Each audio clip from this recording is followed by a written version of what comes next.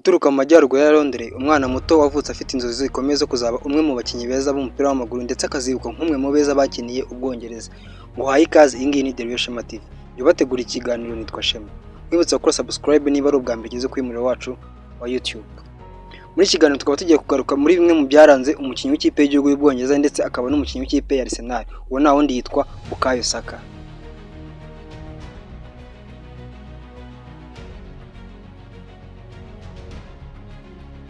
Ubundi amazina yose yitwa Bukayo Ayoyinka Timidayo Saka. Akaba yaravutse ku itariki 5 z'ukwezi kwa 9 muri 2001.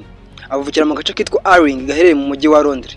Bukayo Saka avuka ku babyeyi be bombi bose b'Abanya-Nigeria, aho papa we yitwa Yomi Saka na mama we akitwa Adenika Saka.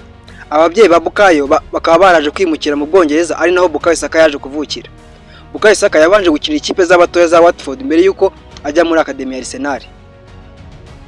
Muri 2008 Bukayo Saka nibwo yaje kwinjira muri Academy ya Arsenal, aho yari afite imyaka 7 gusa. Nyuma muri 2020 Bukayo Saka yaje kuzamurwa ajyana mu ikipe ya Arsenal y'abatarengeje imyaka 16, ariho yakomereje kugenda yerekana ubuhanga budasanzwe. Bukayo Saka amaze kuza imyaka 17 yaje gusinya kontra ya mbere iri professionnel muri Arsenal, ahita azamurwa ashyirwa mu ikipe y'abatarengeje imyaka 23 ya Arsenal, aho yakomeje kugenda yitwara neza. Nyuma aza kuzamurwa mu ikipe ya mbere ya Arsenal. Ku itariki ya 29 z'ukwezi kwa 11 2018 Bukayo Saka nibwo yakinnye umukino we wa mbere muri Arsenal. Aha Arsenal bari mu gikombe cya Europa League aho bakinaga n'ikipe yitwa Floskala Poltava. Bukayo Saka yinjiye asimbuye Aaron Ramsey ku munota 38. Bukayo Saka yaje gukina umukino we wa mbere muri shampiyona y'Ubwongereza ku itariki ya mbere z'ukwezi kwa mbere muri 2019. Aha wari umukino wa shampiyona Arsenal yakinaga na Fulham, aho yinjiye asimbuye Alexis Iwobi ku munota 43. Umukino Arsenal yari yatsinze Fulham ibitego 4 byose kuri kimwe. Muri season ya 2019-2020 ku itariki ya 19 z'ukwezi kwa 9 nibwo Bukayo Saka yatsinze igitego cye cya mbere. Aha bari mu mukino w'amarushanwa ya Europa League. Arsenal yakinaga n'ikipe yo mu Budage yitwa Eintracht Frankfurt, aho muri mukino yaje no gutangamo imipira 2 yavuyemo ibitego. Match karangira Arsenal itsinze ibitego byose 3-0. Ku itariki ya 2 z'ukwezi kwa 7 muri 2020 nibwo Bukayo Saka yaje kongera amasezerano y'igihe kirekire muri Arsenal. Ikindi wamenya, Bukayo Saka yaje gutsinda igitego cye cya mbere muri shampiyona y'Ubwongereza. Aha wari umukino Arsenal yakinaga n'ikipe ya Wolverhampton Wanderers. Bukayo Saka amaze gukina ikipe y'igihugu y'Ubwongereza guhera mu byiciro byo hasi, aho yayikiniye mu batarengeje imyaka 16, 17, 18, 19 ndetse no mu batarengeje imyaka 21.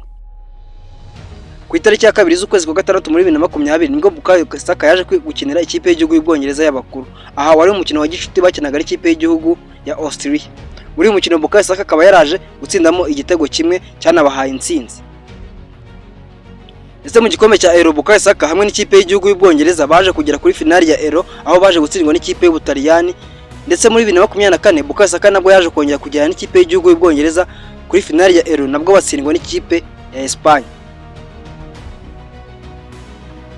Bukayo Saka akaba amaze gutwarana n'ikipe ya Arsenal ibikombe birimo FA Cup, FA Community Shield.